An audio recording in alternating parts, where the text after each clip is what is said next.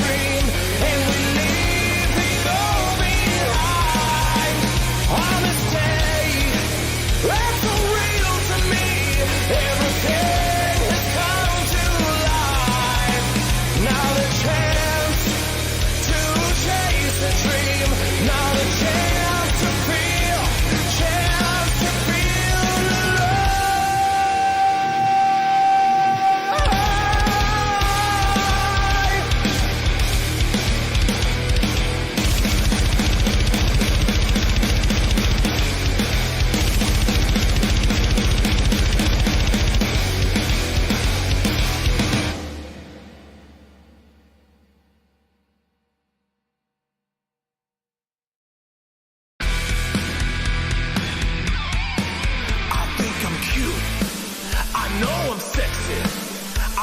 looks that drives the girls wild. I've got the moves that really move them. I send chills up and down their spines. I'm just a sexy boy. I'm not your boy toy. I'm just a sexy boy. I'm not your boy toy. I make them hot, I make them shiver, their knees get weak. Whenever I'm around, they see me walk, they hear me talk. I make them feel like they're on cloud nine. I'm just a sexy boy. Oh, I'm not your boy toy. I'm just a sexy boy. I'm not your boy toy. Your heart out, girl. Hands off the merchandise.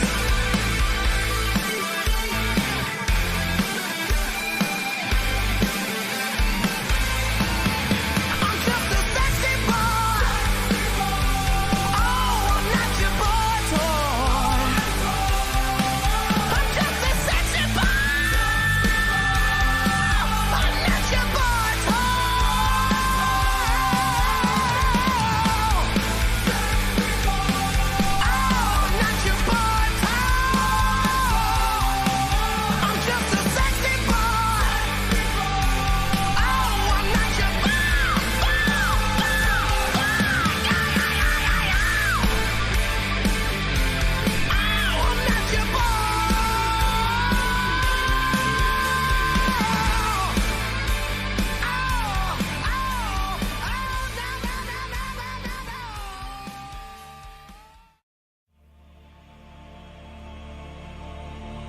I am a real American, fight for the rights of every man. I am a real American, fight for what's right, fight for your life.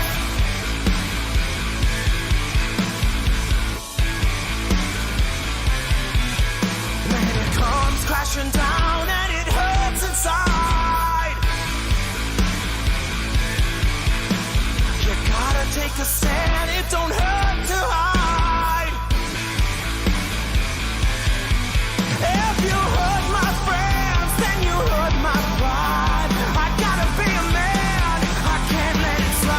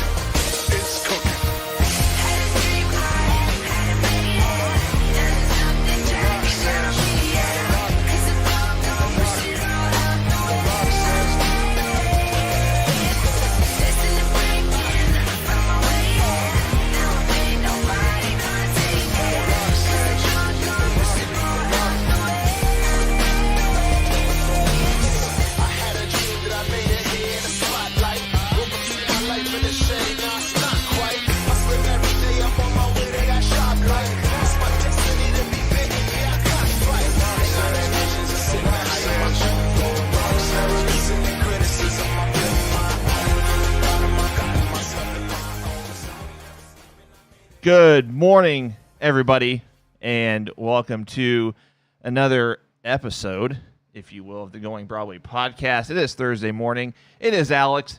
It is Cole. Cole, what's happening? Good morning, everybody, and welcome to the greatest wrestling podcast ever.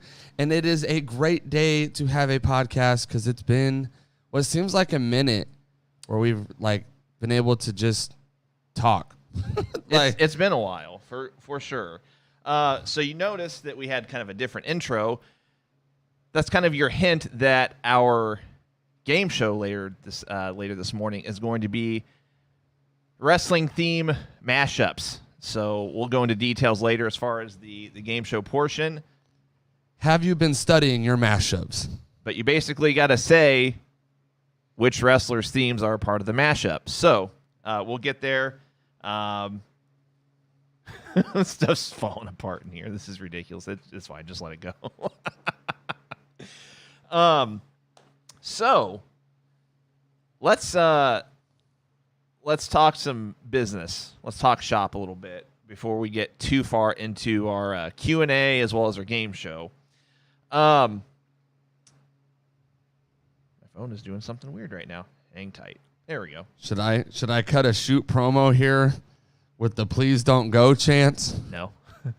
No, so there's no shoot promo to be had necessarily. So real quick, first off, there will still be a podcast. There will still be the Going Broadway Podcast. There will still be Alex and Cole on the Going Broadway Podcast. However, after today, things will look a little different. This is our last podcast that will be done in this studio. Our company is going through some changes, restructuring, et cetera, whatever word you want to put with it. And which basically means that I would just say as of August 1st, because we're not going to be able to do a show next week because you're going to be out of town. As of August 1st, for lack of a better way of putting it, we're on our own in terms of, appearance of the podcast, all the graphics and the professional appearance of it, I guess you could say, the financial side of it as well. And so, unfortunately, we're not going to be able to have as, at least right away, we're not going to be able to have as much in the way of, the professional looking appearance, I guess, if you will. We'll still have some things, we'll still have, we'll figure things out is what I'm trying to say. But that also means we're going to have more freedom to do and say whatever we want. That's right. No, I mean, what I mean by that is, you guys are aware that, we're Christians, Cole's a pastor. And so what I mean by that is, we'll be able to be more open about that sort of thing. We're not going to go on rants or anything like that by any means, but there have been times where we've had to be a little more reserved in that regard. And so, that's just one of the elements that, we're not going TV 14. Can we go TV 14? No. No, and Ryan, I appreciate that. So yeah, but we're definitely staying. We're not going anywhere. However, we are going to take a little bit of a hiatus or sabbatical, mainly to figure out what we're going to do moving forward, where we're going to have the podcast, if we're going to do it out of our houses, if we're going to, we've got a couple of prospects, I guess, as far as location where we might be able to do it, could do it. Equipment-wise, we already have it, so that part's not going to change. But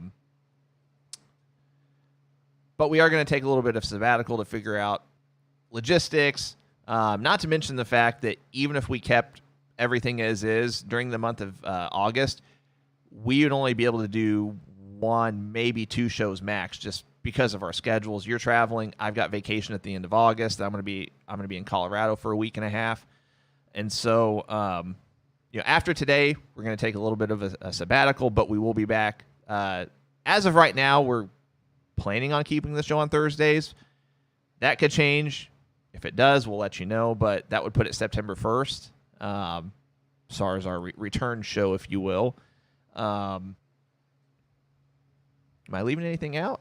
Yeah, I mean, our big thing is that instead of looking at this as like a setback, we're really looking at it as a set up to do things even bigger and better than what we've been doing. And so we really wanted to take the time to like sit down and actually have like a planning meeting, which is what we're going to be doing here in the coming weeks, to sit down and, okay, how can we actually move forward and take this up a notch instead of down a notch? How can we make it better? So, yeah, dates and times may have to change. How we do things may have to change. But the biggest thing that we could actually ask is that from what we're really getting ready to transition from is being a company-sponsored and supported podcast to being a crowd-funded supported podcast. And so some of you are already a part of our Patreon, or you watch us on Twitch. The two biggest things you can do is subscribe to us on Twitch and become a Patreon supporter, even if it's at our lowest tier, because that's going to be the things that help us, one, get the other equipment that we will need to take this up a notch, but also being able to still get the interviews and the giveaways and different things that we like to do so often. None of it goes in our pockets. Everything gets invested back into the show. And so that is really one big thing, as well as more now than ever promoting our show and our platforms to people so that we can really get this thing to take off. There's other opportunities and things that are out there.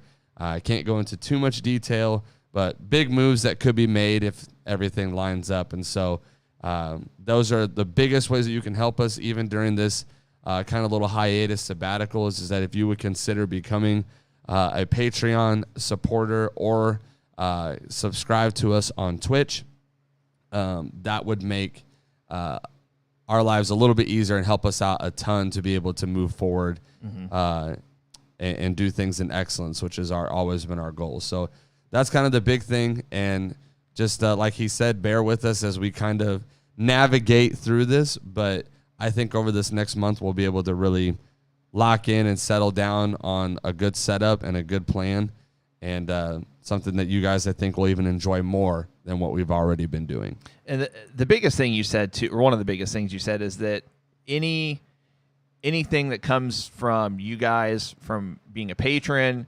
subscribing to our Twitch, we will be more, what's the word I'm looking for? I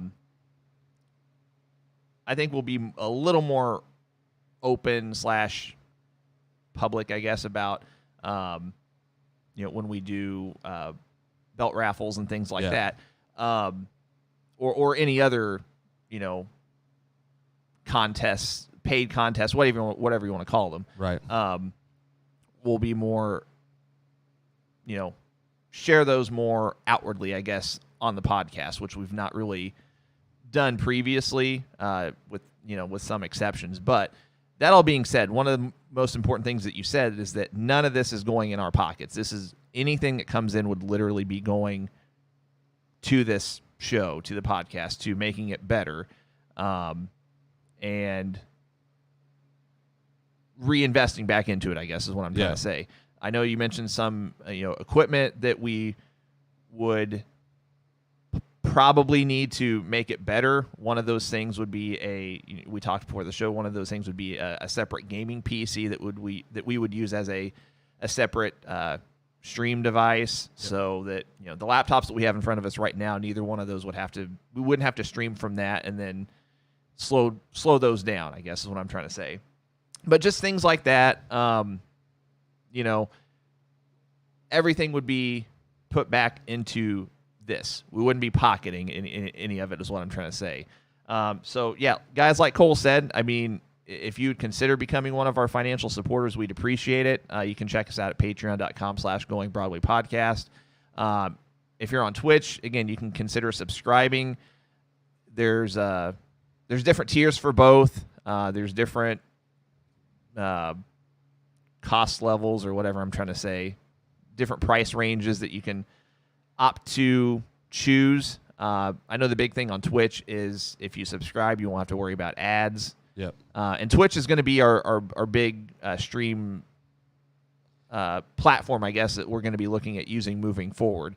Something that we've talked about. Nothing is etched in stone at this point, but Cole talked about possibly, he brought up an idea that maybe we would do one show a month would be live, interactive / interviews, and then the rest would be possibly pre-recorded, and then we would upload it to our platforms.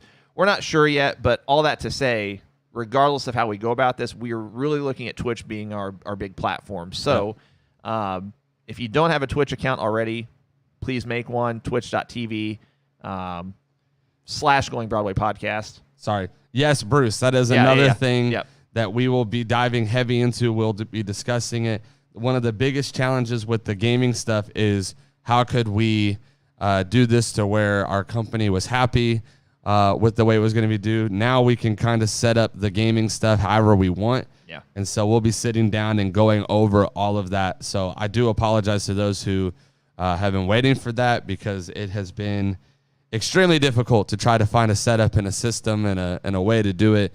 And so now we could kind of do it however we want. So that is another selling point as well, is that we'll have the gaming tournaments starting to kick in. Yeah, we haven't forgotten about anything that we've mentioned. I know we've still got our draft boards that, we've not talked over this about. month hiatus, we might get them done and post them just to give you guys some content to see. So, but all that to say, again, another way you can support us is we are on Pro Wrestling Tees right now, prowrestlingtees.com / Going Broadway Podcast.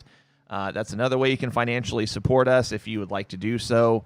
I'm pretty sure all of our SKUs are up.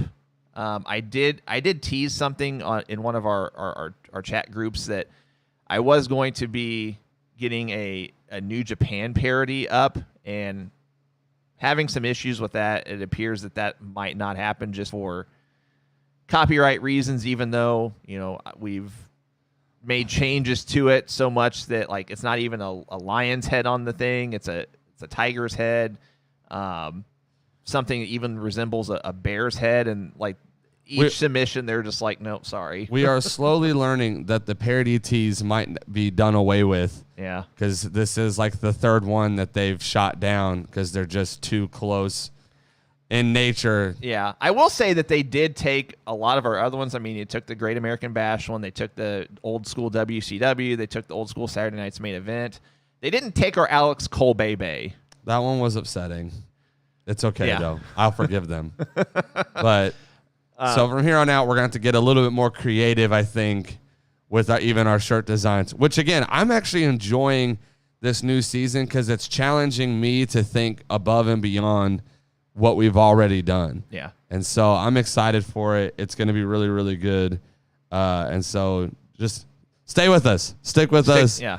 I promise you'll be happy with the stuff that we decide to do. And we'll still do giveaways and things like that, because even if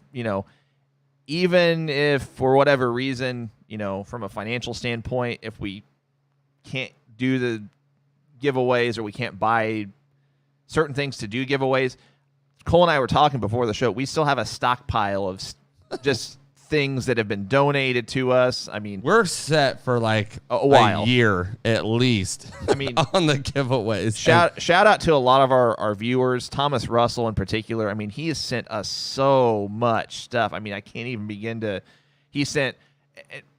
Not only has he sent us stuff to use as giveaway items, he's actually sent us things to personally keep. I mean, he gave you a bunch of different things. He gave me a John Cena collection. Let's just be real. He gave me one of those WCW Galoob figures from the early 90s, the original packaging and everything. So anyway, we're set for a while, so we'll still be doing those just because we can, thanks to your guys' generosity. But we appreciate the generosity that you've given us so far. We do appreciate any and all generosity moving forward. Again, patreon.com / Going Broadway Podcast. Subscribe on Twitch, twitch.tv / Going Broadway Podcast. Check us out on Pro Wrestling Tees. Those are just a number of different ways you can financially support us in the immediate term. And so like you, I'm excited moving forward as far as what this is going to look like, regardless of what it's going to look like, because moving forward, it'll be our own. So, yeah. Yeah. Oh, not to mention, we're trademarked. That's right. Take that, Vince McMahon. No, but I should be getting the like the certificate and stuff within the next month or so. I might need to get in touch with them to change the mailing address. Because anyway. Yeah. Logistics. Hashtag logistics. But now we can actually ring the bell. Wait for it. Any other time, it's like super touchy and really. Now, any other time. Now you want to work. No kidding. Okay, it is what it is. Let's talk some wrestling. Well, yeah, so we've got a lot of questions just because by virtue of the fact that we haven't done one for, quite some time.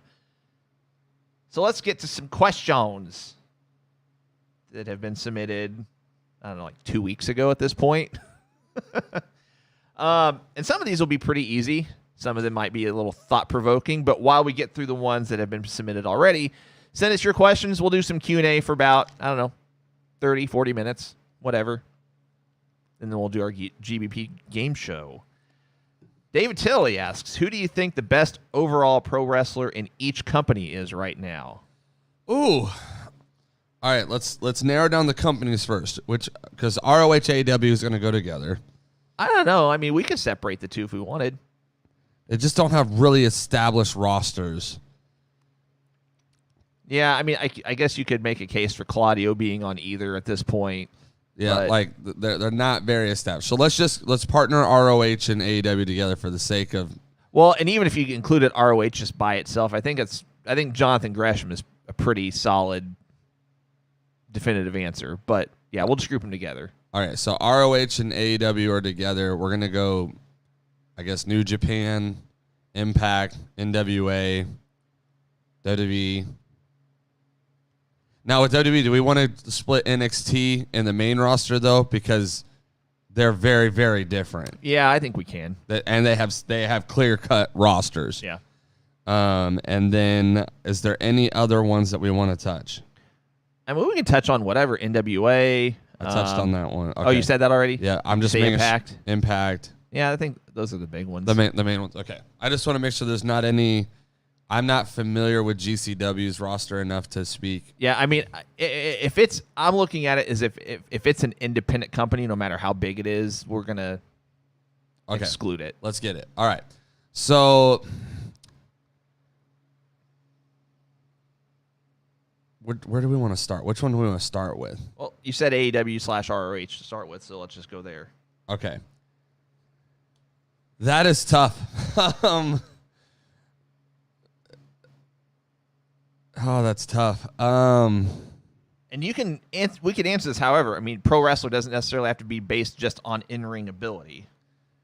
But what was read the question to me one more time? Who do you think the best overall pro wrestler in each company is right now? Overall. So overall does encompass literally the whole package in a sense. Man.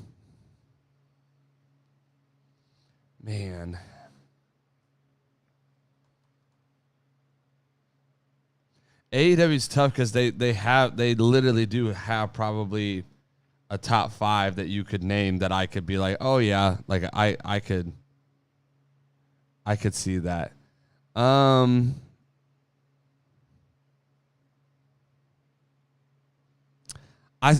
gotta go with Adam Cole. I'm just Mike's skills in ring, ability to work on his own with the group.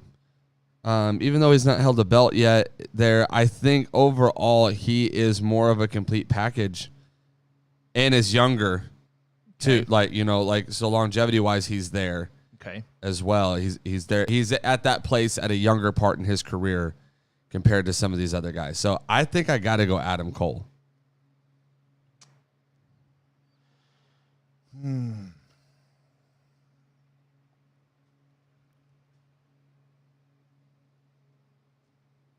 It's tough. I think.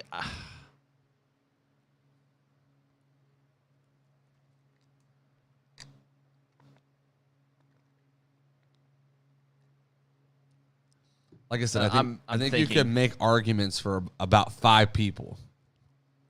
There was about 5 names that kind of rotated through my head. I think I'm going Bryan Danielson. That would be one. I mean, he's there. But I mean, you can make a case for a lot of guys. I mean, Kenny Omega.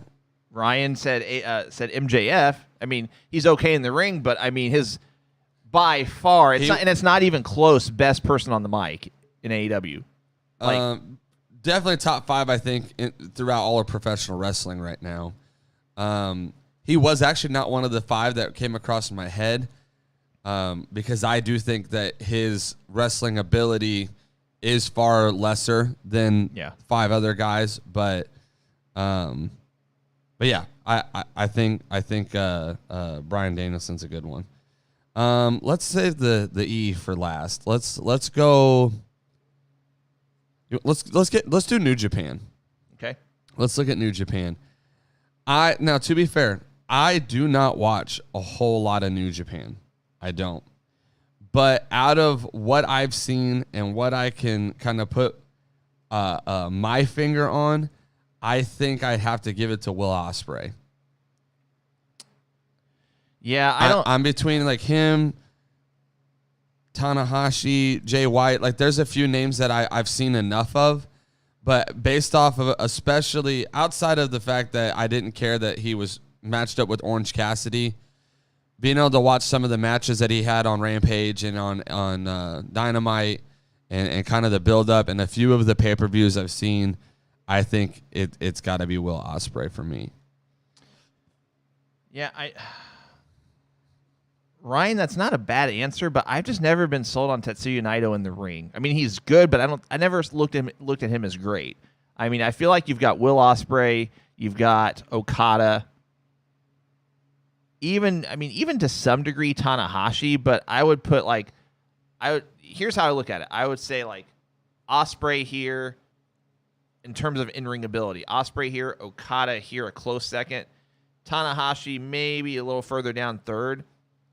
And then I think I'd have Naito as 4th, but I would say he's a little further down. I mean, just and granted, I'm not a New Japan aficionado, but I've watched enough to where I don't know. I kind of feel like that.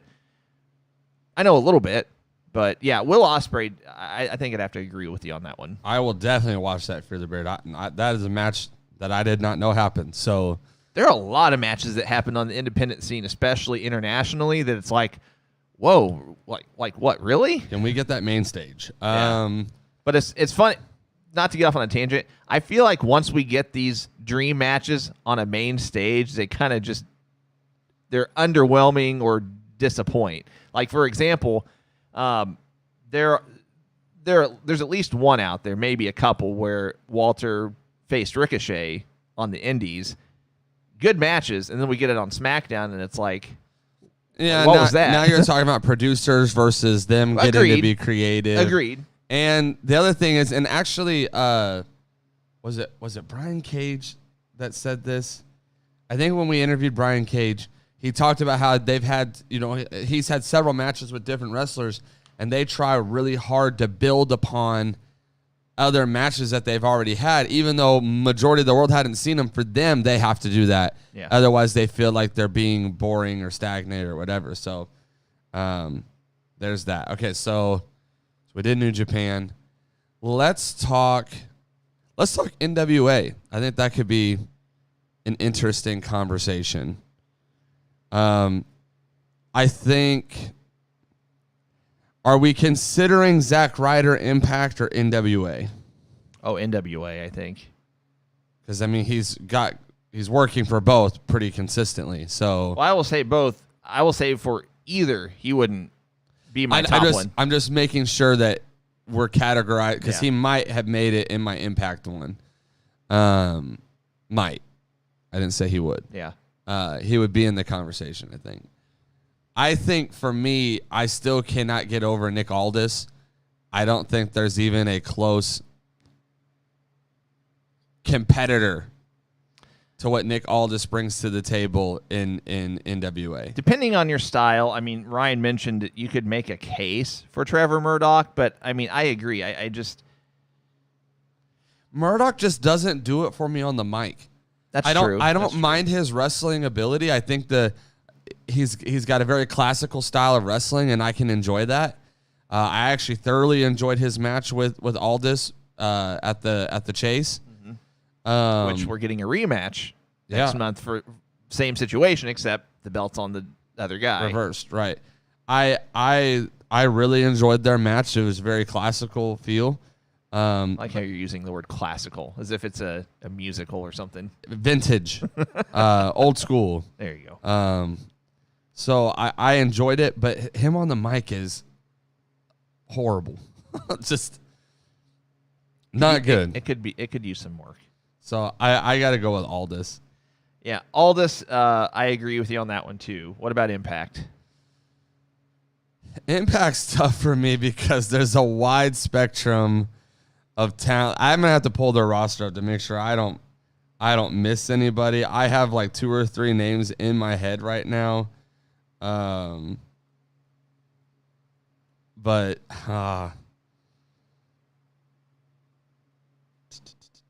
okay, let's take a look here.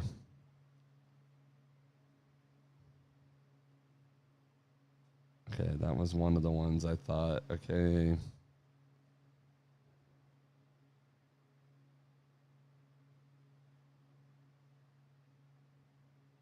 Make sure I'm not forgetting about anybody else.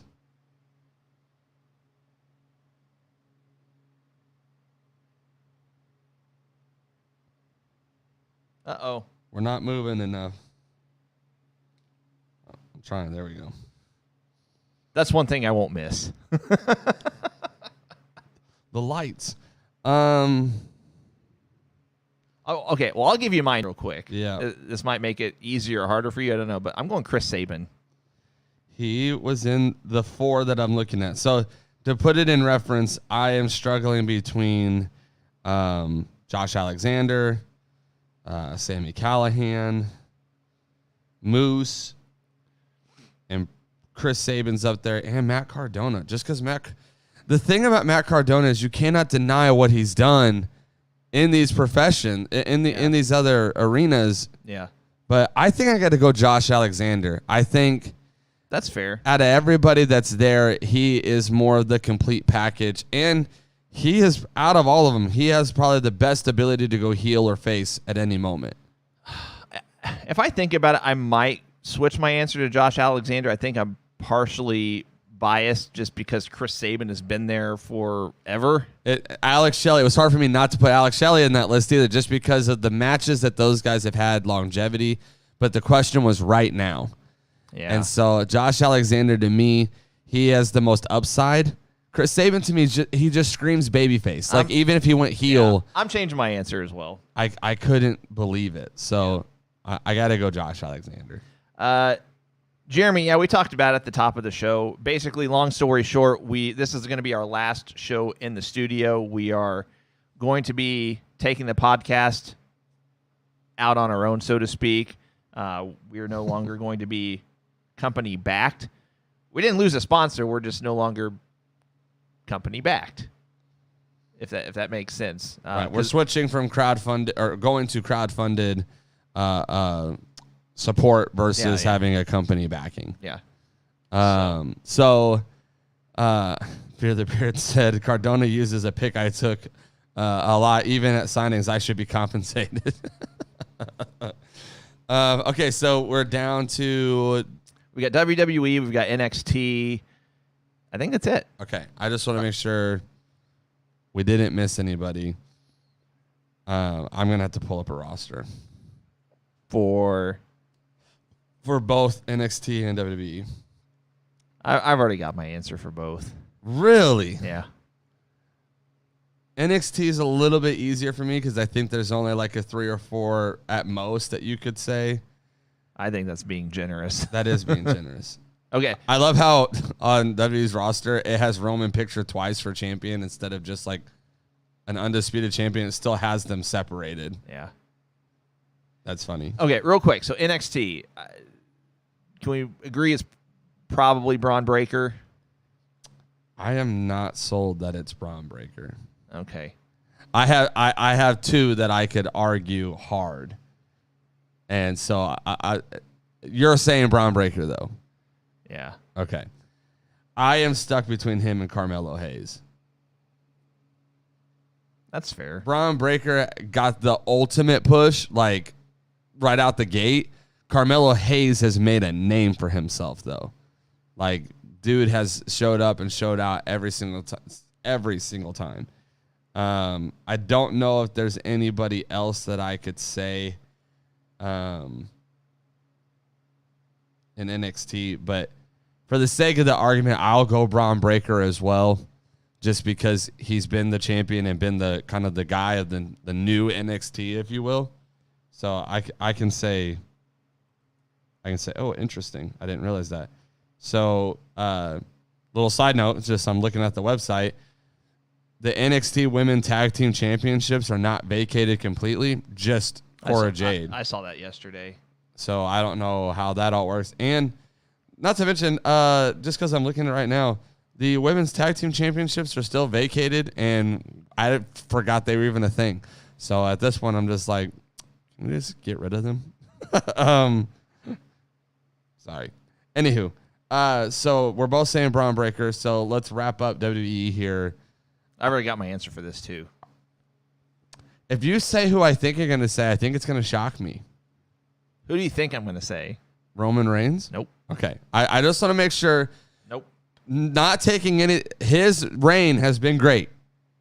Don't get me wrong. Reigns is reign. The 500, 600 something, whatever it is now, I'm not enjoying it. I like what they're doing with it, whatever. But if we're going to say best overall, I don't think I could say Roman. He would be in the conversation, but I don't think I could say Roman. Yeah. Okay, so now I'm intrigued on who you have, because you seem to arrive there pretty quickly. Mm-hmm. Seth Rollins. Okay, he is in my list as well, but I don't think I can give it to him. Okay. I still think that it's AJ Styles. I still don't think that, at the end of the day, I still don't think that there is anyone that outperforms AJ Styles. That's fair. That's fair. So, all right. and can I just say that I love what they're doing with Dolph Ziggler right now, too? Like, I really hope that they actually push him hard. What are the? Sorry. He keeps super kicking Theory. They kind of have him like a face right now and had him do a return. And I hope he costs Theory the belt when he goes to cash in. And I hope it's a main push for him to get into the title, like legitimately be in the title picture at some point. So I just love that he's super kicking Theory every week is my point. David Tilley also asks, when do you predict Braun Breaker will win the WWE title? He says WrestleMania 2024. So this next year is 23. I still think we're probably more like 4 or 5 years off from that. I was going to say 2025 maybe. I think that would be, unless they skyrocket him when they push him to the main roster, unless they skyrocket him like a Bianca Belair or Rhea Ripley, like they, some of these people like they did as soon as they got out of NXT, pushed them straight to the top. They've not, in the past couple of years, they have not skyrocketed a male superstar to the top of the roster in a minute. I'm trying to think of the last time. Kevin Owens, you could probably make an argument for him. He instantly got into a promo with or a thing with John Cena. But I'm trying to think of a guy that came out of NXT and was hot-shotted to the title almost instantaneously. Finn Balor? Yeah. With the Universal, and obviously that got cut short. But like even your main three, like the Seth Rollins, Dean Ambrose, Roman Reigns trio, like they had to do a lot of faction work before any of them got their moment. I'm trying to think of one. I don't know if I can name one that got like versus a Bianca Belair or Rhea Ripley or a lot of the women that you could name. that came out of NXT that were more hot-shotted to the title. I don't know if there's been a male superstar that was pushed heavily instantaneously. Right. So I think that he would probably end up more mid-card off the jump, which is crazy to say, but yeah, I mean, I don't know. The scary thing for me with Braun Breaker is I don't know if he'll get out of the mid-card if he gets bumped up. What is going on? We have our thing going and everything. Mainly because his mic skills are still not phenomenal. They're average at best. And on the main roster, you got to be able to work the mic. Like, you have to be able to cut a promo, make those storylines interesting. So without him getting a manager on the main roster, I don't know if he would be able to eclipse the main card. But that's just my thoughts. So as far as when do I think he'll win the title, I think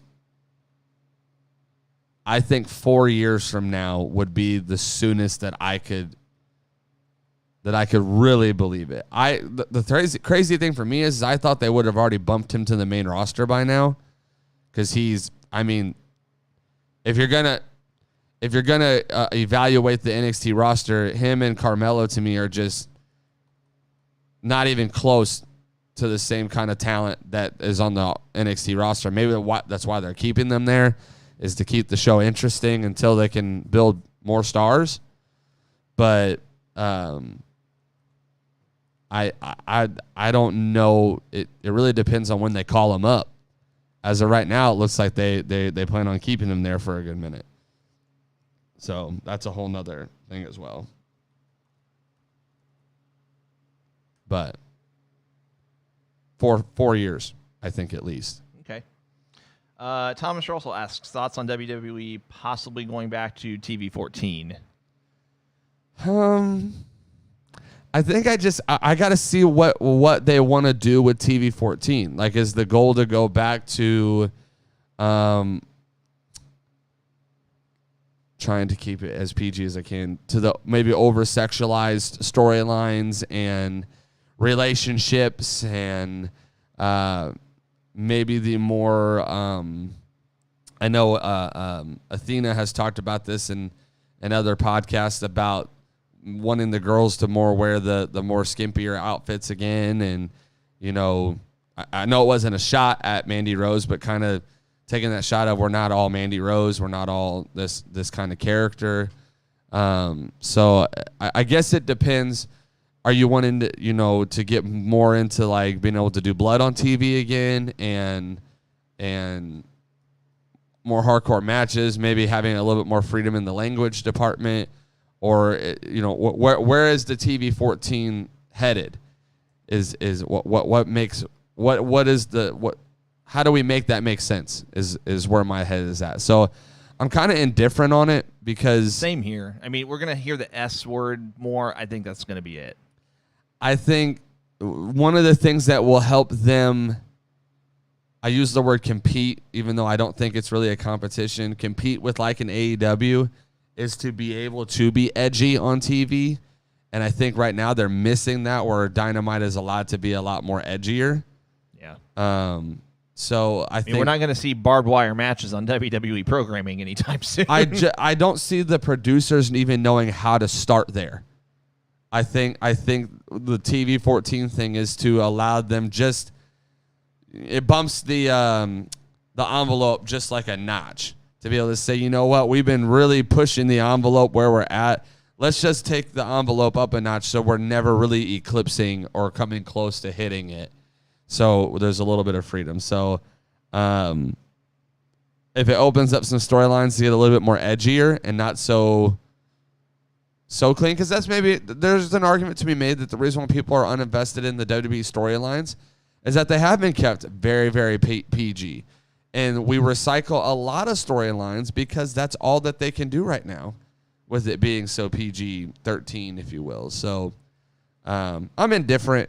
If it kind of goes back to more of the over-sexualized storylines and things like that, I would probably become a lot less interested, just because you've been there, done that. From that standpoint, I don't think we need to go back in time.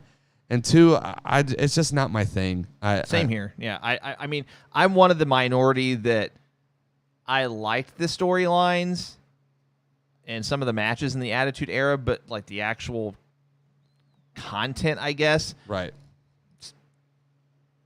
wasn't a fan even at the time, and I'm not now. I mean, it's really ironic, and I want to kind of equate it to something in the 90s where you had the Attitude Era in WWE, and then WCW tried to mimic that, like make their product more edgy, and then we saw what happened with that. I'm not saying by WWE becoming more edgy again that it's going to make their product worse or less watched, but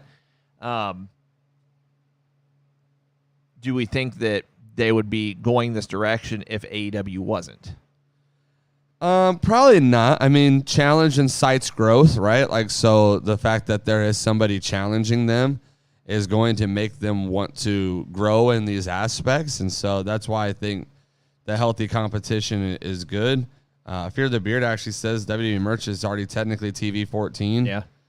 With curse words and 420 references. And that's the other thing. Like, you have a character like Riddle who clearly wants to reference marijuana a lot more within his gimmick and character. To each his own on that topic. It doesn't bother me. It also doesn't. It's not my thing, so I don't really get a rise out of his comments. Yeah. But it doesn't really bother me. But if it would allow him to open up his character a little bit more, I could understand the push. Like, does that allow them to create their own lines of things too? Like, for instance, if Riddle wanted to have his own like marijuana vape line or whatever, like, would that open up the door for stuff like that, or is that more just the content that's on TV? I mean, for the most part, it's probably just going to be on content that's on TV. I think they would only go that route for like a special, like let's say Roman Reigns had some kind of niche that could be somehow marketed and tapped into or whatever. I think they'd go that route with him, but I don't think Riddle is necessarily their I don't know. Marijuana's a big seller, so if they got the guy that talks about it. If they went that route, then WWE would have to get like license and right.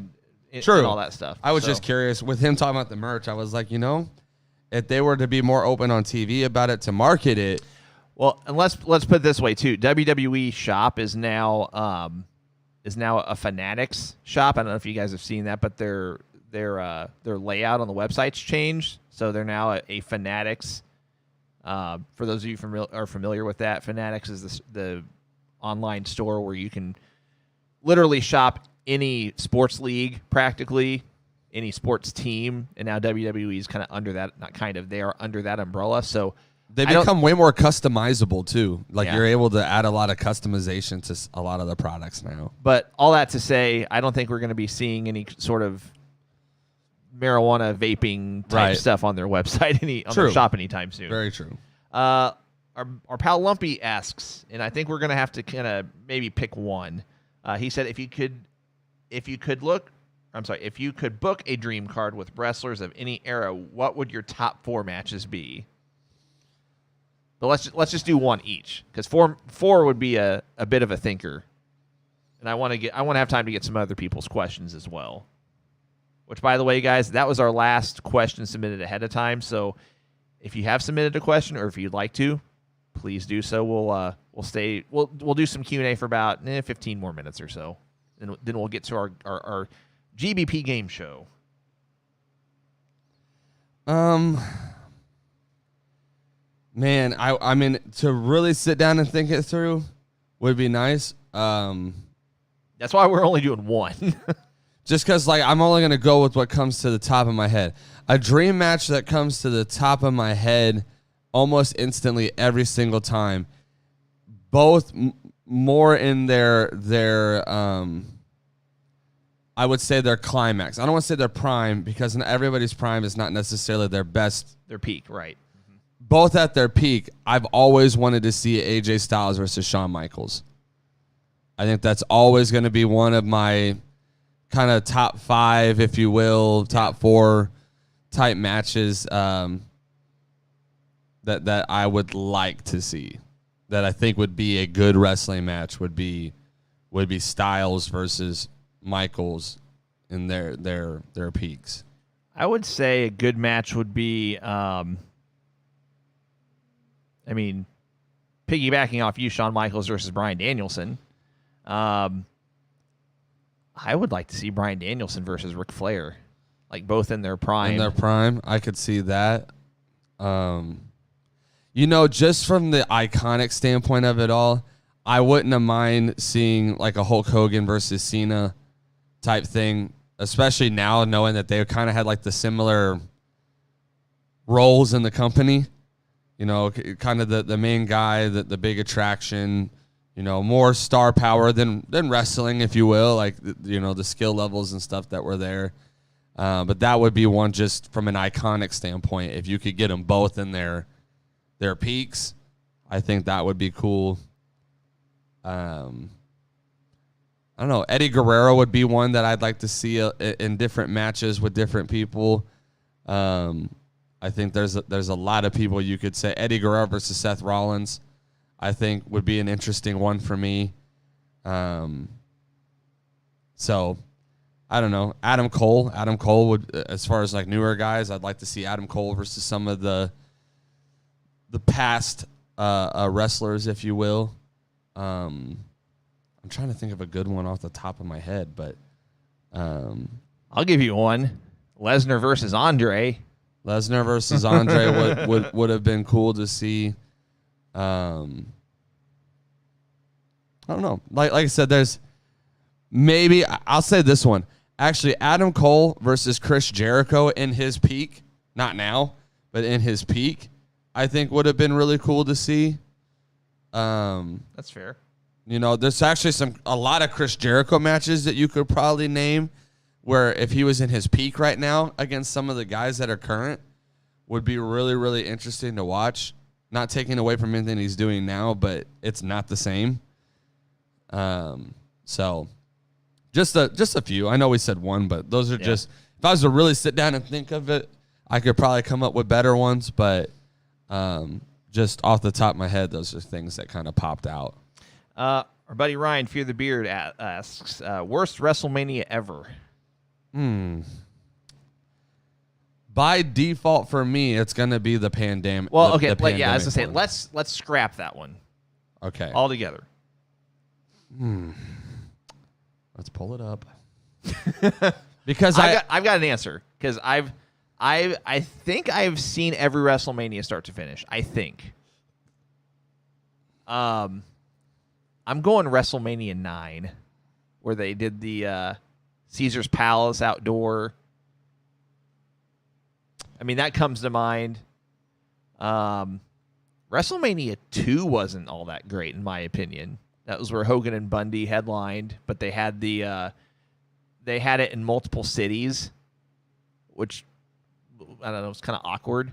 But then again, I mean, any pay-per-view, whenever wrestling pay-per-views first started out, there's always an element of awkwardness or like an awkward feel,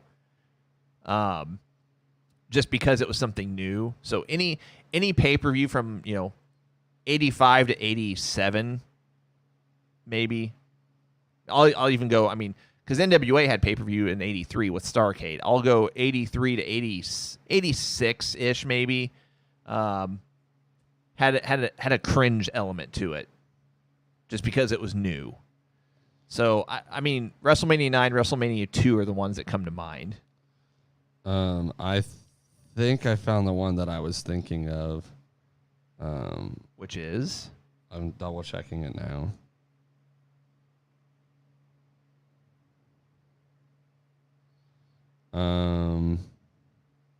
While you're looking, I want to say something real quick. So there was a website I pulled up that actually ranked the WrestleManias with a fan score, and I'm surprised that WrestleMania 4 was so low. I actually liked WrestleMania 4 with the World Title Tournament and You had Demolition and Strike Force. I liked WrestleMania 4 myself. Mine's going to be WrestleMania 33. Okay. So that was headlined by Roman Reigns defeating The Undertaker in the No Holds Bar match. Naomi defeating Alexa Bliss, Becky Lynch, Carmella, Mickie James, and Natalya by submission in a six-pack challenge. Brock Lesnar defeating Goldberg, Randy Orton defeating Bray Wyatt, Seth Rollins defeating Triple H, John Cena and Nikki Bella versus The Miz and Maurice, the Hardy Boys versus Luke Gallows, Carl Anderson, Cesaro and Sheamus, and Enzo Amore and Big Cass. Bayley defeating Charlotte Flair, Nia Jax, and Sasha Banks. Kevin Owens defeating Chris Jericho, which just is the infamous match that was supposed to go way later in the show, and they got bumped up. AJ Styles versus Shane McMahon. Dean Ambrose versus Baron Corbin. Mojo Rawley versus Jinder Mahal. That was the Andre the Giant Memorial Trophy tournament or whatever. Those were the last two. And Neville versus Austin Aries. That was the WrestleMania card. Forgot that Austin Aries was WWE for a time. Cruiserweight champion. WWE Cruiserweight champion. 205.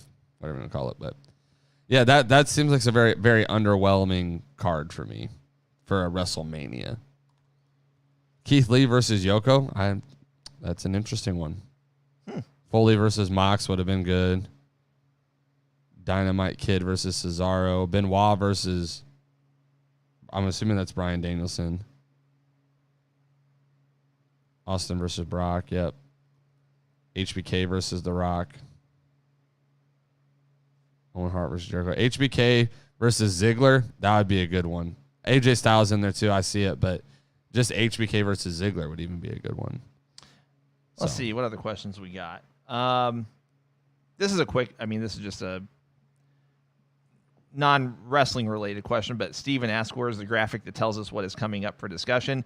So we don't do those on our Q&A shows. We are going to try to keep those moving forward, but that's another production element that we might not have, at least right away. We'd like to keep it in some way, shape, or form, but we'll see. I like this question from Ron Dukes. What do you guys think about the Ric Flair match coming up? I'm intrigued by it. I actually think it's one of the most intriguing things in wrestling right now. I'm just like, that kind of speaks to what's going on in WWE and AEW, just because a 73-year-old's match is one of the most intriguing things in wrestling right now. I'm going to actually pull up the card because I made this comment to you maybe maybe a week or two ago. Let me pull up the card. This card is actually really good.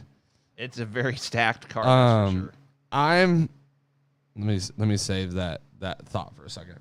All right, so here is the card right now as it stands.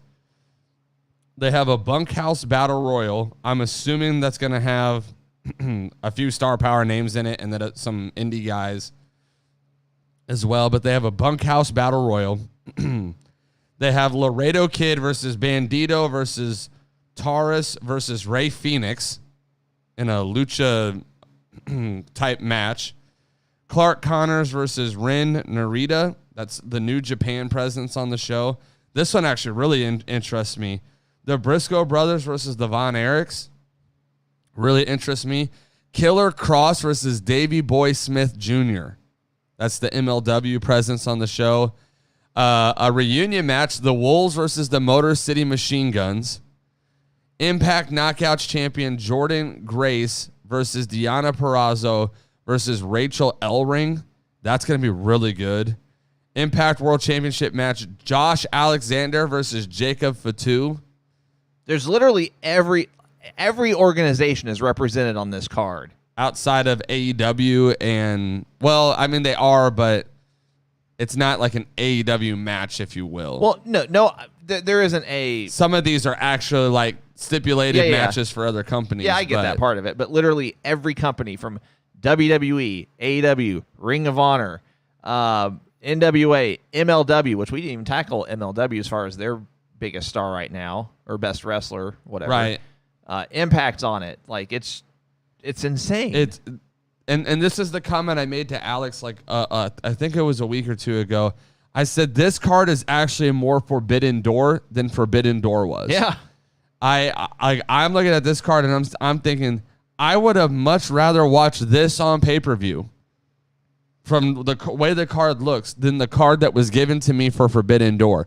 And it should not be that way. Oh, agreed. 100% I didn't say agreed. the last one. The last match was Ric Flair and Andrade El Idolo versus Jeff Jarrett and Jay Lethal. I think this card, look, I want to know who's in the Bunkhouse Battle Royal. I'm interested to see, because I would assume. Well, Bully Ray's the first entrant. I think that's all we know so far. That's star power already, though. Yeah. I'm thinking they're going to have at least 5 to, if it's a 20-man, they're probably going to have at least 5 bigger names that'll be in this card. Yeah. This card doesn't have a single match that does not have at least one, if not more, names involved that sell tickets. And so Last time I felt like a card had this much intrigue, in my opinion, outside of WWE or AEW, was All In. That's been 4 years ago. Yep. This is special. I get it. As far as the question, I don't really care to see Ric Flair wrestle another match. It's not. I don't either. It's not a diss at his career. He's 73. 73. I just this match, looking at it now, I'm happy with how they're doing it, because to me it's going to be heavily carried by Andrade, Jay Lethal, and even Jeff Jarrett. Yeah. I think the 3 of them are going to be carrying it more. I think you'll get to see Ric Flair take a little bit of a beating, because I know he'll want to. Yeah. I think he'll have some spots where he really does. What is going on? This wants to work today. That doesn't. I know it. It's crazy. I think Ric Flair will want to have some moments and take some risks, but I think we'll get to see Ric Flair go out in a glaze of glory. A blaze of glory, not a glaze. There's a shirt right there. A glaze of glory. A glaze of glory. A blaze of glory. I think we'll get to see the figure 4. I'm excited for the Jay Lethal Ric Flair woo-off that we'll get for sure. They'll recreate and pay homage to that moment for sure. So I am excited for the card, though. I am more excited about the fact that he is hosting this, that he put together what could be maybe the best card of the year. I mean, like, there's a good shot that this. I mean, we're halfway through the year that this doesn't get topped. And it wouldn't shock me. You could potentially get a match of the year candidate out of this card. I don't know how hard all these guys are going to go for this card. I think this is being hosted by Fight TV, I think, right? Yeah. So it'll have eyes on it. The Josh Alexander, Jacob Fatu match really intrigues me. I think the Wolves and the Motor City Machine Guns, Killer Cross, Davey Boy Smith Jr., the Briscoes and the Von Erichs, like, those are all matches I'm looking at that I'm just like, oh yeah, those are gonna be killer matches. Overall, like I said, I'm not thrilled about a Ric Flair match per se. I like how they're doing it. I'm glad it's not a one-on-one match where I have to believe that the 73-year-old man is gonna beat some up-and-coming star. Well, let's put it this way, Chris. He's not gonna have to blade. Like, his skin is so paper thin that he's not gonna have to bleed. He'll take a couple punches and he'll be bleeding. My guy does not need to bleed, y'all. All right. Oh no, 100%. But he did in the promo. Like it's gonna happen. It is a Flair almost trademark, rite of passage, whatever.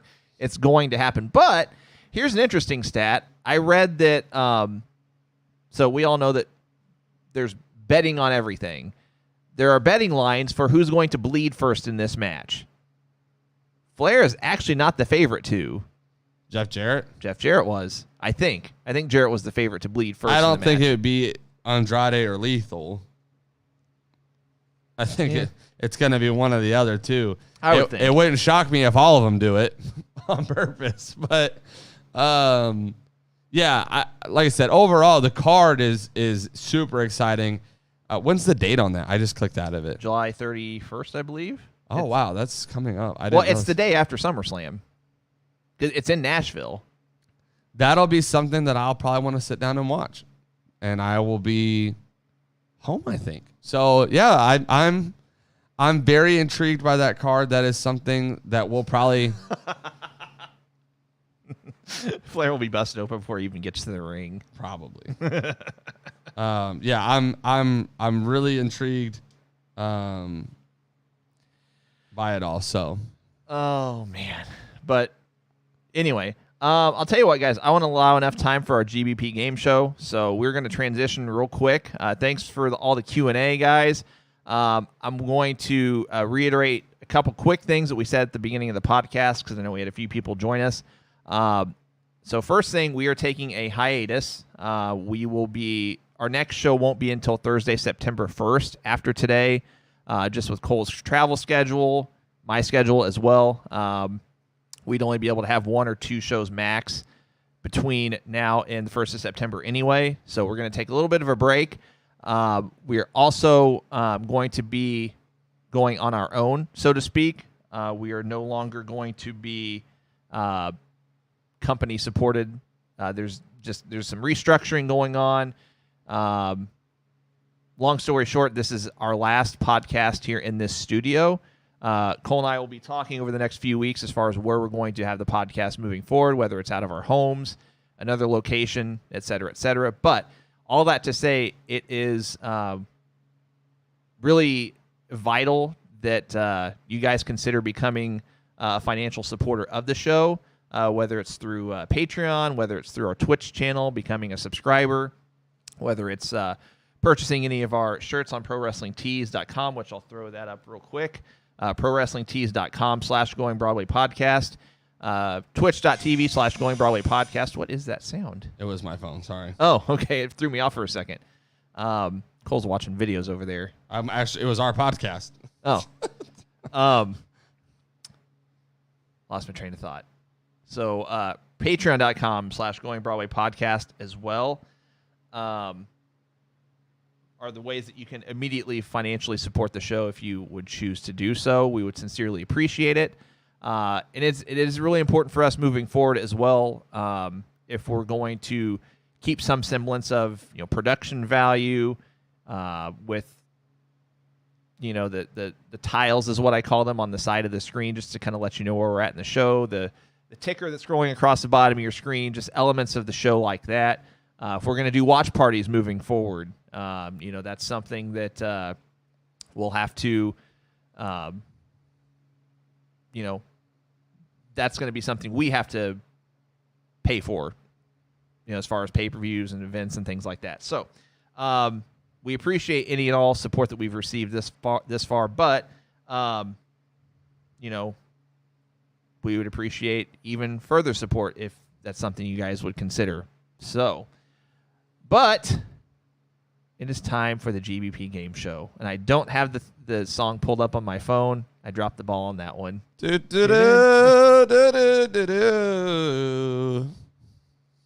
We'll call it good.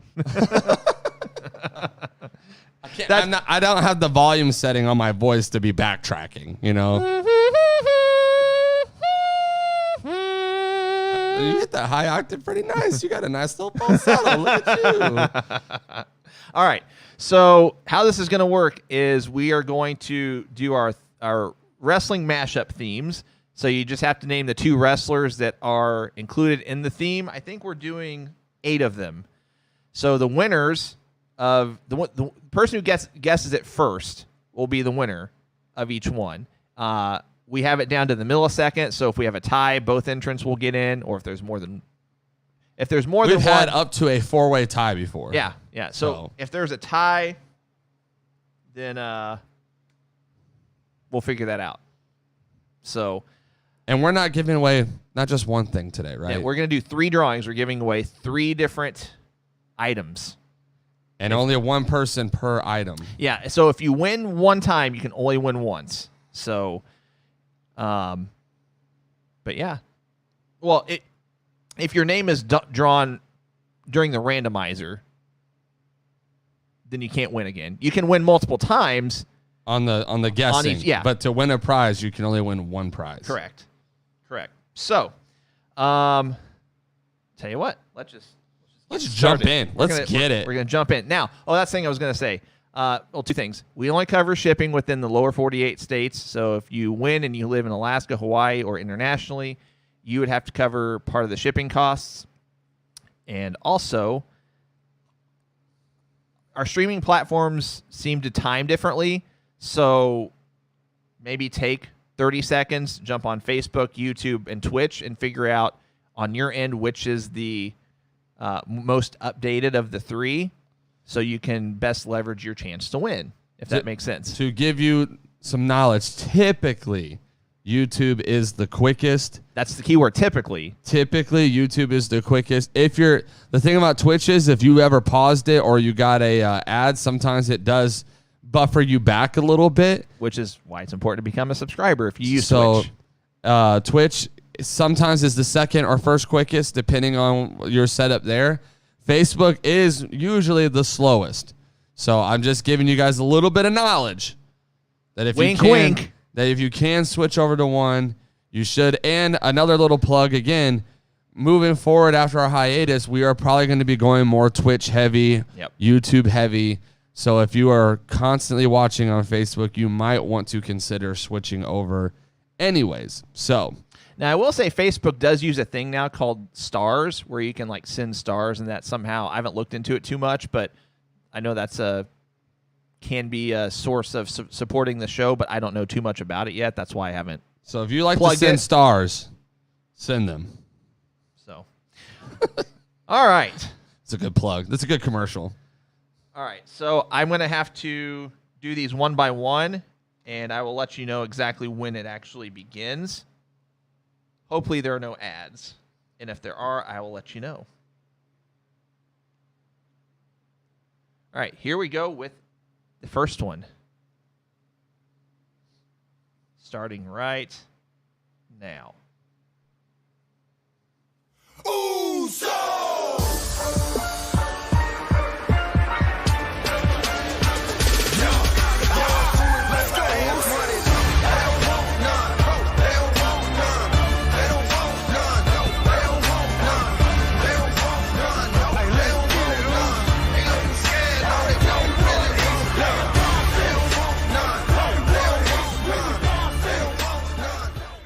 Thomas Russell gets it.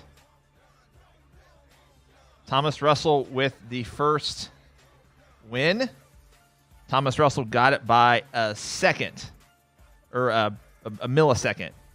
Technically, it's 100th of a second is how he is. You, I think Lumpy had an issue with autocorrect. That's so good. Did you see that? I'm about to go look. That's amazing. I love it. Where's that? It's on Twitch. USPS and AJ Styles. If the Postal Service had a WWE theme. Oh man, that's great. That's great. He said don't.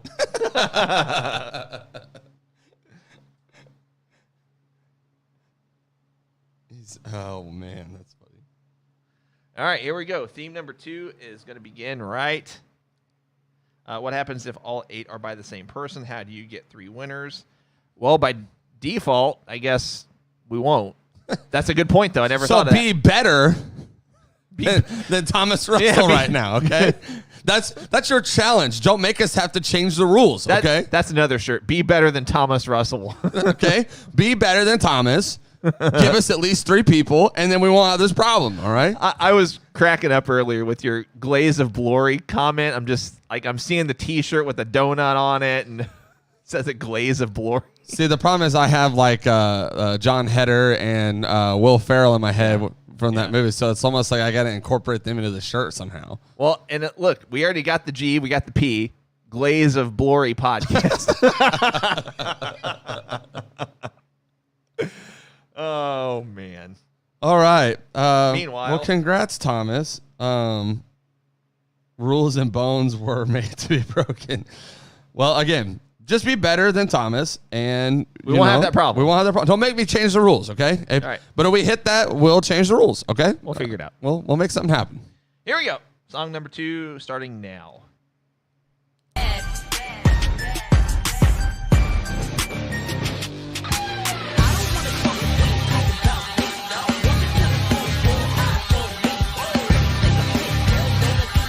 I don't know if people are going to get this one. It's a thinker.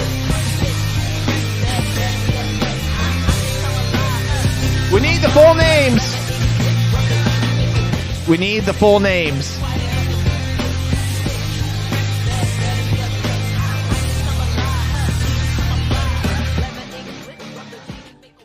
Offready 100. Offready.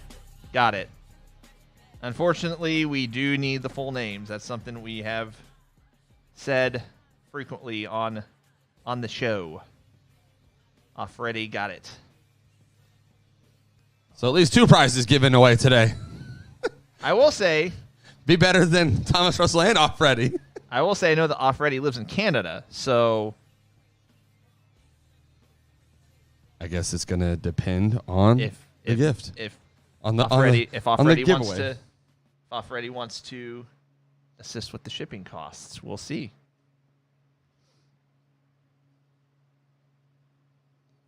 Congrats, though. Offready. All right, yeah. So just to reiterate, we can't do acronyms. We need the full names. So, like even Owens and Carmelo wouldn't have worked. We need full names. Yeah. So just be better.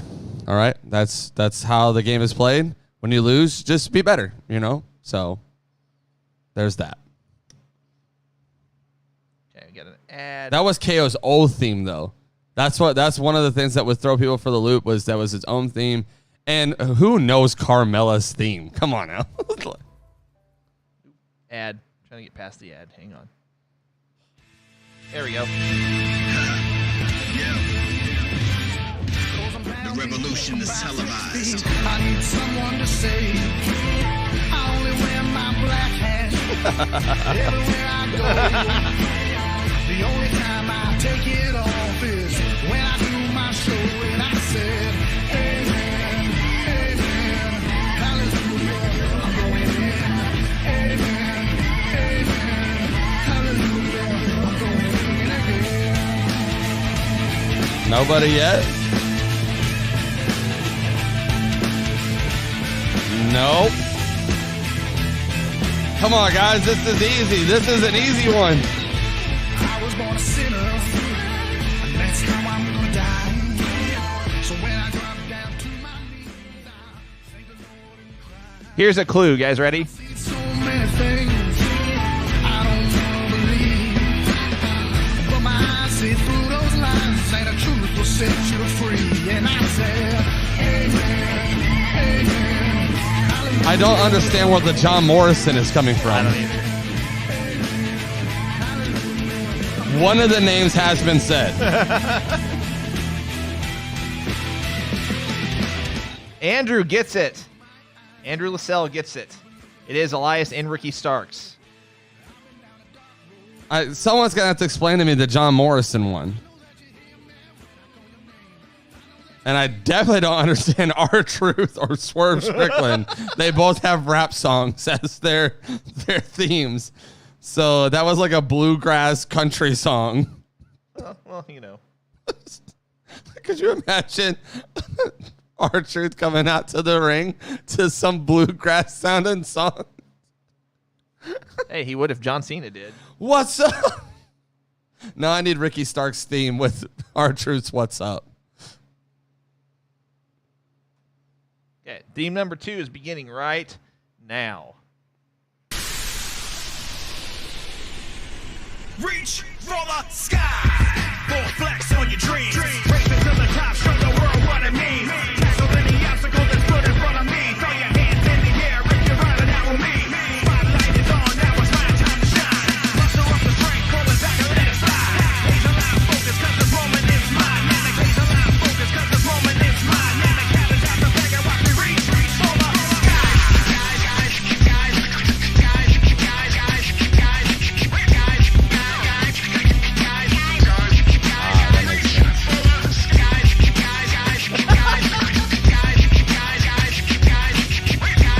One of them should be super easy.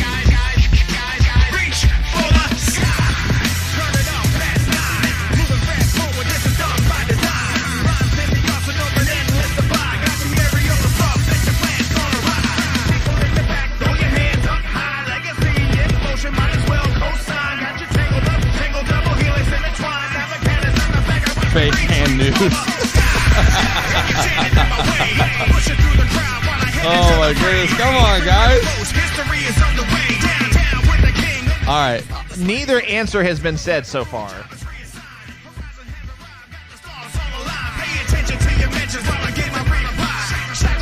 One of them is a current wrestler.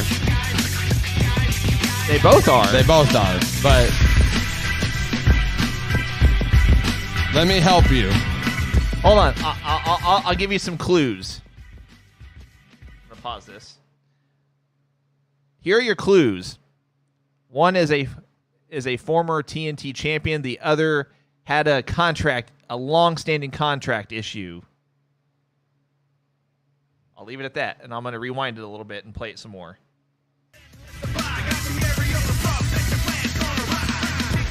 He said next theme.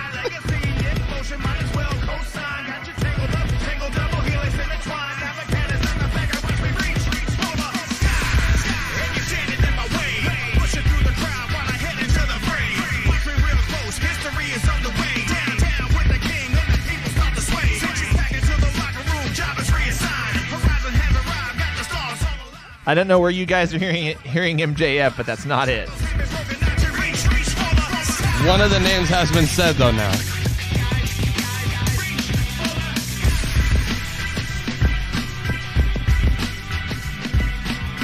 It's because you said contract negotiations. No, I know, but the key word I said was had. Kevin Federline. K-Fed.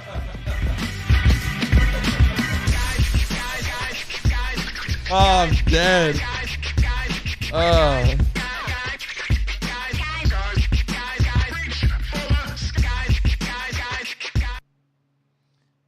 Anybody? Bueller. Well, The Brian Cage one's a good guess, but that is not it.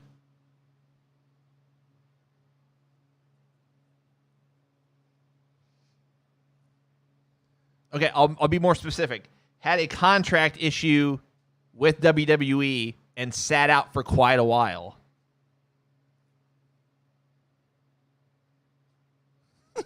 The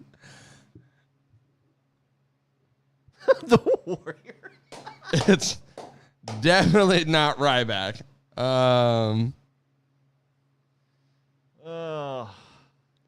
Can you tell them what company the person is working for now? They are still with WWE. They're actively wrestling now.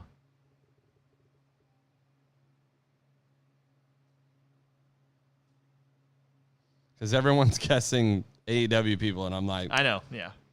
nope. Oh.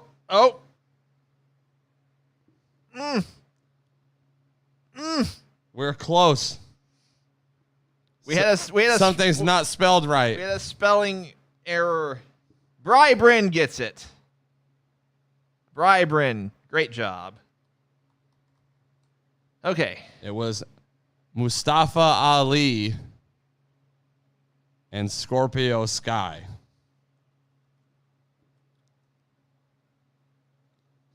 Mustangs Ali.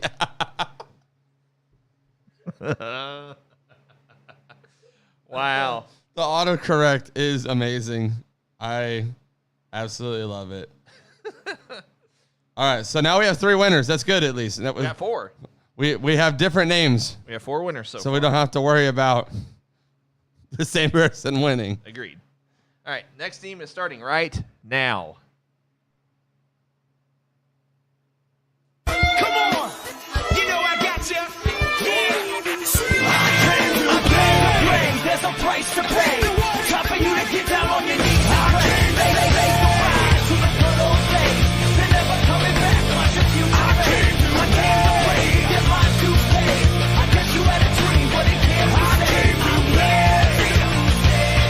Fear the Beard gets it by a 100th of a second.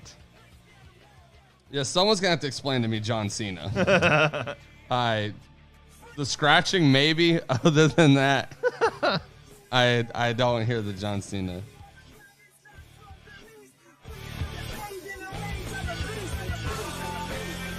I could see Miz and DX.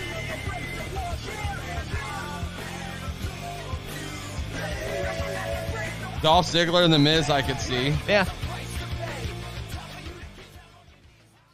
If you didn't say the Miz, I just don't even like. I question your knowledge of wrestling. Like that has been his theme for like. Yeah, some of these, Ryan, I agree. Some of these mashups I just want to let play.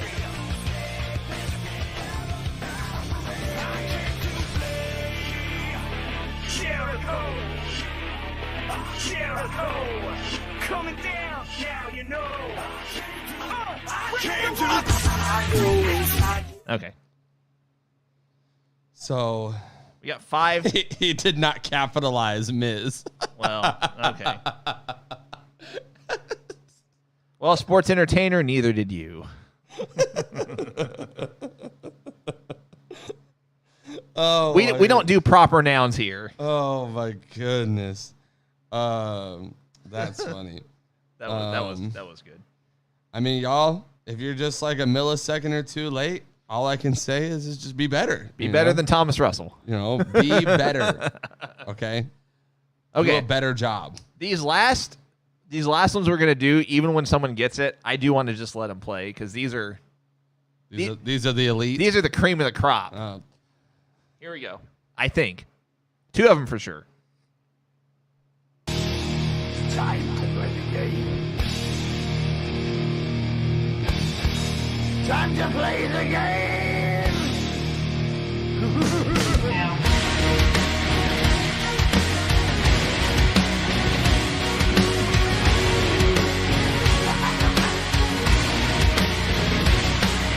It's all about the game and how you play it. All about control. And if you can take it, it's all about your debt. And if you can pay it, it's all about pain. And who's gonna make it? I am the game. You don't wanna play me. I am about control. And if you can take it, it's all about your debt. And if you can pay it, it's all about pain. And who's gonna make it? I am the game. You don't wanna play me. I am control. No way you can take me. I am heavy debt. No way you can pay me. I am the game. And I know you can't take me.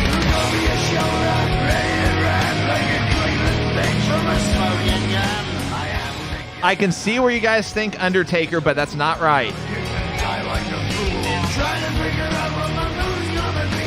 Come on over, sucker, why don't you act me? Don't you forget there's a price you can pay. 'Cause I am the game and I want to play.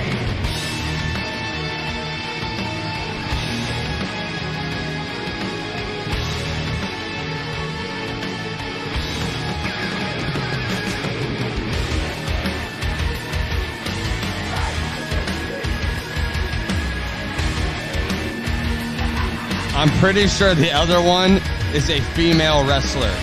Let me help you all out. You would be all correct. You've all said the correct male wrestler. But the other one is a female wrestler. It's all about the game and how you play it. It's all about control. And if you can take And it's subtle, but there's a specific sound bite that plays off and on. That's your big hint. I am the game. You don't wanna play me. I am control. No way you can shake me. She's also one of the best You can't pay me. I am that are out there right now. you can't take me.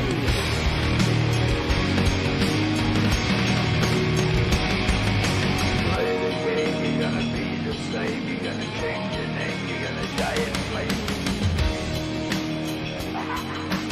Change your name, you're gonna die in flame. Come on, guys. Oh, so close. I know you didn't say Jay Cargill. You're. I know you didn't say Jay Cargill. Okay, we got the correct answer. Stacy gets it. It is Triple H and Britt Baker. I know you didn't say Jay Cargill.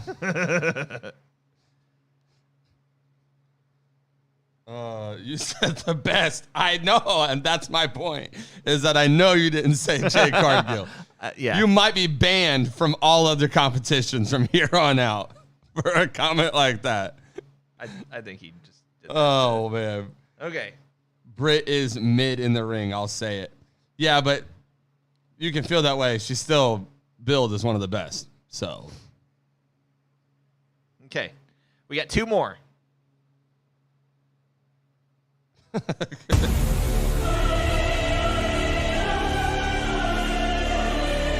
If y'all don't get this. If y'all don't get this. Be better.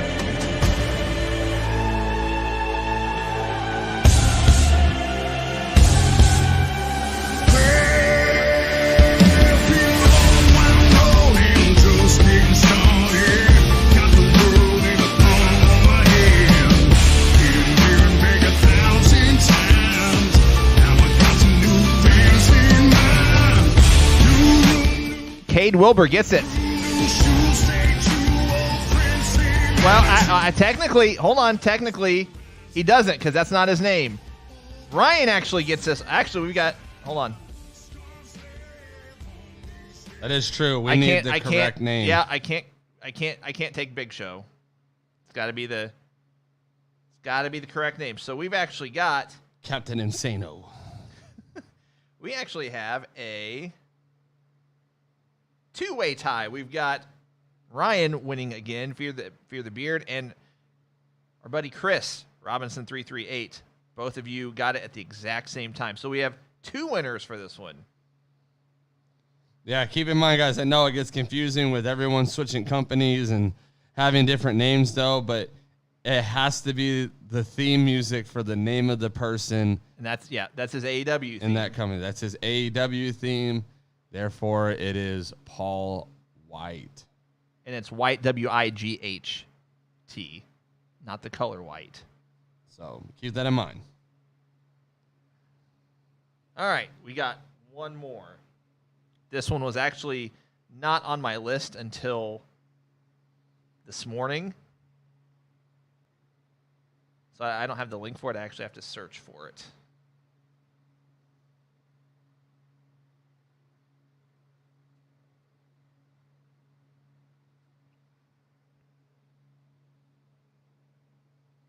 Okay. Oh, we have an ad. That is not sponsored by the Going Broadway Podcast. So we are not letting it play. Okay. This might be my favorite one yet. Or favorite one of all of them.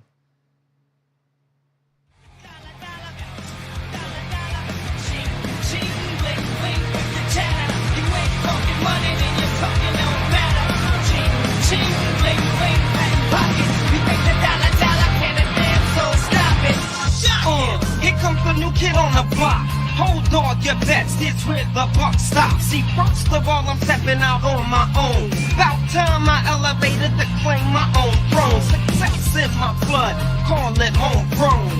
Ports reaching testosterone. Power and money got me crazy cocky. No longer need you, Poppy. I know you're mad because you can't stop Brian me. gets and it. if you wonder how this player done swooped your honey, I think she smell my cologne. It's called brand new money. Making major moves, man, ain't a damn thing funny. Been hood rap. Wait for it. Boy bunny. They see the. That's live. They see it. They see it.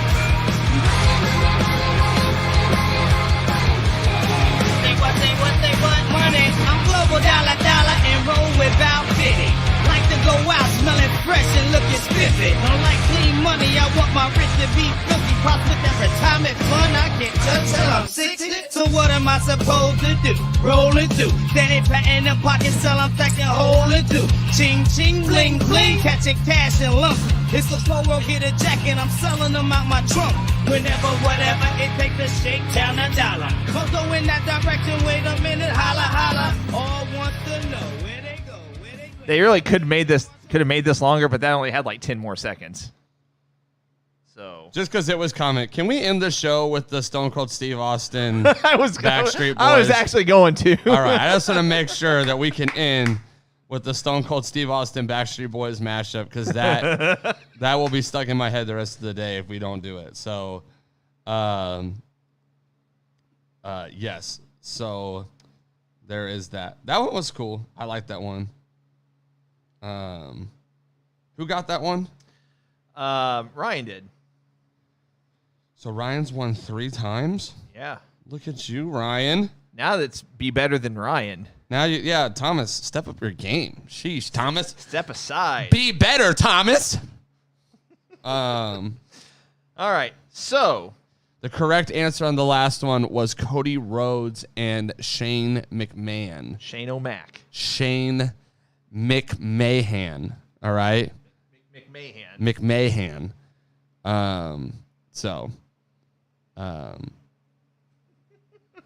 But yes.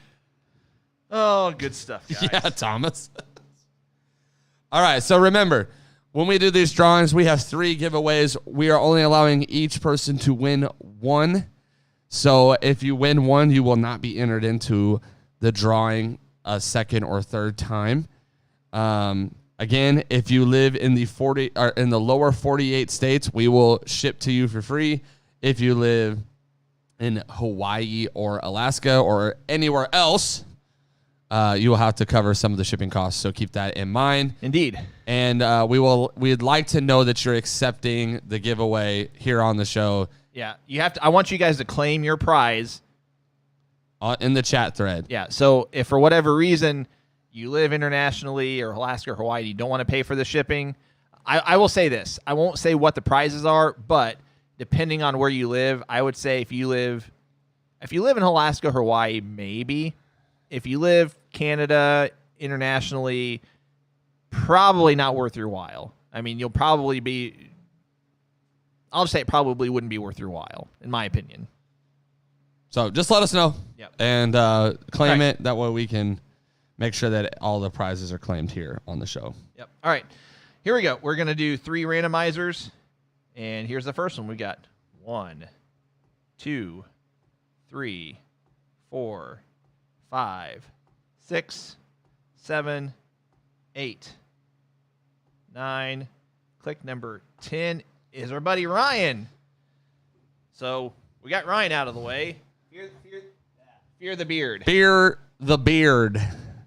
So 3 entries are now out of the drawing. So your chances just went from 8 to better. 5. Your chances went from 8 to That's better. that Steiner math. Actually, it's 6 because we had a tie. Oh, that's right. So That's right. So your chance just went from 1 and 9 to 1 and 6. So congrats, Ryan. I'm assuming, yes, claim. Okay. Ryan has claimed one of the giveaways. Okay, and send us a message, whisper, whatever on Twitch. However you like to talk to us. If it's a DM, Whisper to if you want to slide in the DMs or whisper to us, whichever one. Sorry, we're becoming a little TV-14. I apologize. I don't know what you're talking about. You know. All right, here we go. Randomizer number 2. We've got 1, 2, Trace, 4, 5. For our Spanish audience. 6, 7, 8, 9. 1, 2, Trace. Number 10, Stacy. Oh, Stacy. So Stacy wins that one. The lunch lady. Indeed. Stacy, 25 belts. Right? Right. Whatever. Congrats, Stacy. Let us know that you are claiming your prize. I'm trying to read and make sure that we don't miss your comment. Let me know. I'm sure she will. She mentioned earlier that claimed. Okay, we're good. Claimed. All right.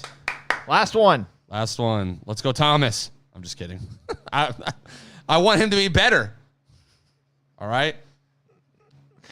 He's actually the only one I remember who can still win. Brybrin, I think, is in there still. So we've got Thomas, we've got Freddie, Andrew LaSalle, Brybrin, and Robinson. There we go. Robinson's disqualified with his Jade Cargill comments. No, he's still in it. Here we go. 1, 2, 3, 4, 5, 6, 7, 8, 9. Watch it be Robinson. Number 10 is Brybrin. Brybrin. Jealousy. So we had Ryan, Stacy, and Brybrin. Brybrin, let us know his name in is Ryan. the comments that you are claiming that prize. So just need to see a yes or claimed or thumbs up or something. Just something. Stacy, don't forget to message us in one of the available options. They're all international. Well, no, they're not. Sorry. I actually know for a fact that. Claimed. All right. Thank you, Brybrin. We appreciate all of you guys. Indeed, we do. I know we got to wrap up because you got to get out of here in like 5 minutes, but please check out the beginning of the podcast where we, kind of went through some changes that we're going to be going through, but just to kind of reiterate quickly, we're taking a hiatus, sabbatical, whatever you want to call it. We will be back September 1st. At least that's the plan, Thursday, September 1st. We're just saying we're going to be same time, 10 a.m. Eastern, 9 a.m. Central, Thursday, September 1st. That's the plan. If something changes, please stay up to date on our social media platforms, and we'll keep you updated. But the important story of the day, I guess, is we are no longer under Lineup Media Group, as we have, we've been company backed, and stuff moving forward will look a little different. This is our last in-studio podcast, so we're going to try to figure out where we're doing our shows moving forward, whether it's our houses, another location, multiple locations. We don't know yet, but we're going to be getting together and figuring out some stuff over the next few weeks. The secret's out. See, guys, this is why we couldn't. I like Robinson's comment. That's what I was laughing at. I was laughing at first at I think it was Tilly that said I was going to be the first male baddie. Wow. And then I saw Robinson's comment. Oh my goodness. My side is cramping up. I mean, really, is there a difference, first male baddie or maximum male model? I think I'd rather be a maximum male model at this point. Anyway, guys, so thanks so much for all the support, guys. But we're gonna need your support even more so moving forward, since we're indie now, we're independent. But that does also mean that we'll be we can do more things, we can say more things, not TV 14 necessarily, but we can be more open about things and just kind of sharing. And I don't know, we might every so often we might decide to talk more than wrestling. I don't know, we might talk football, baseball. I don't know. Maybe we will just stick to wrestling. We'll see. But regardless, we love you guys. We thank you so much for the support. But we got to go. Cole, any final thoughts? Guys, as always, thank you for watching the greatest wrestling podcast ever. I cannot thank you guys enough for supporting the show. And that's why with this change, it is really important that you guys understand that going from being company sponsored and supported to crowdfunded is very important to us, that we reiterate more often that if you like what you see here on the show, you like being a part of this community, you want to see us grow and be able to even take things beyond the level of excellence that we were operating here in the studio, I encourage you to go check out our Patreon page, and even the lowest tier of joining that will help us each month. So consider joining that with the Patreon page. There are perks, and those perks are going to get better once we sit down. Good point. We're going to be going over the perks, and we'll be able to offer a lot more different things that we weren't able to do at this time. So the perks on the Patreon will even be getting better. So this will be your time to get in on it. So join the Patreon. Again, at the lowest tier is still a huge help.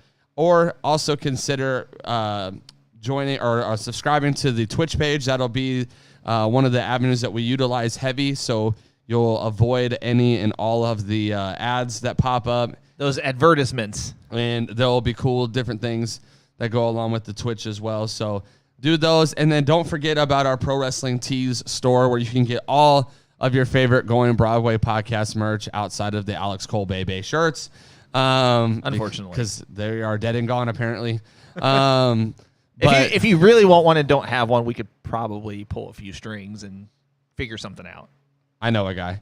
But go check out our Pro Wrestling Tees store. Support that. Don't forget that anytime they do a 20% off, it actually works towards our tees as well. It does. So make sure you join there and join with that as well, and get you some Going Broadway podcast merch, because we need your support now more than ever. Real quick, too, for our winners today, I actually won't be getting your prizes shipped out until next week. Just a heads up on that.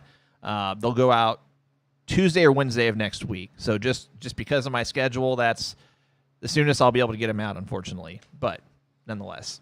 Other than that, over this next month, still be paying attention to all our social medias. I will work effortlessly to get our brand cards done, so you guys will be able to vote and see some of that stuff. And who knows, we might do a little pop-up quick live video here or there, or just because post some different things. So maybe we'll go live during our little meeting. Ooh, that could be interesting.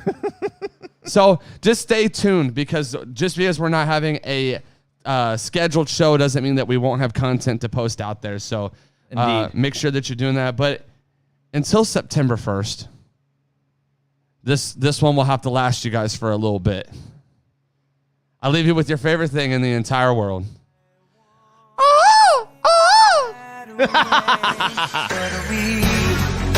This is really your favorite thing in the whole wide world. Guys, we'll see you in a few weeks.